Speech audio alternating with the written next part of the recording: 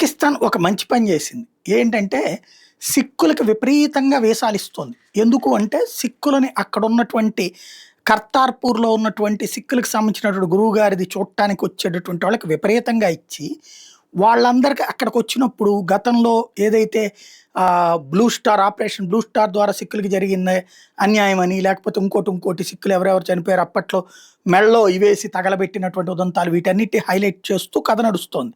అవన్నిటిని బేస్ చేసుకొని సిక్కు యువకులు మారి ఖలిస్తానీలుగా మారి ఖలిస్తానీ తీవ్రవాద సంస్థలకు సహకరించేటట్టయితే వాళ్ళ మధ్యన అనుసంధానం కూడా పాకిస్తాన్ ఏర్పాటు చేస్తుంది. అయితే ఇప్పుడు అది మొదట్లో సక్సెస్ అయింది. తర్వాత క్రమంగా కెనడాలో జరిగిన మార్పులు, బ్రిటన్‌లో జరిగిన మార్పులు, ఆస్ట్రేలియాలో జరిగిన మార్పులు, అమెరికాలో జరిగిన మార్పులు వీళ్ళ కుట్రకి రివర్స్ అవుతున్నాయి. ఇది ఒక ఎత్తయితే లేటెస్ట్‌గా ఇలా వెళ్తున్న కుటుంబాలు తమ సొంత ఊళ్ళకి వెళ్ళమని ఈ మధ్యన మౌత్ పబ్లిసిటీ చేసుకొచ్చారు ఒక వర్గం ఇండియాలో.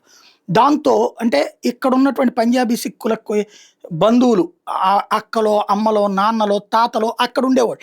అక్కడి నుంచి అప్పుడు దేశం విభజన టైంలో ఇటొచ్చేసినోళ్ళున్నారు. అక్కడ ఉండిపోయినోళ్ళున్నారు. మీ ఊళ్ళకి వెళ్ళండి. మీ తాతగారి ఊరు, మీ నాయనమ్మ ఊరు, మీ అమ్మమ్మ ఊరు వెళ్ళి వాళ్ళెలా ఉన్నారో పలకరించి రండి అనేటటువంటి పబ్లిసిటీ బీజేపీ చాప కింద నీరులా సైలెంట్‌గా చేసుకొచ్చింది హిందుత్వ శక్తులు.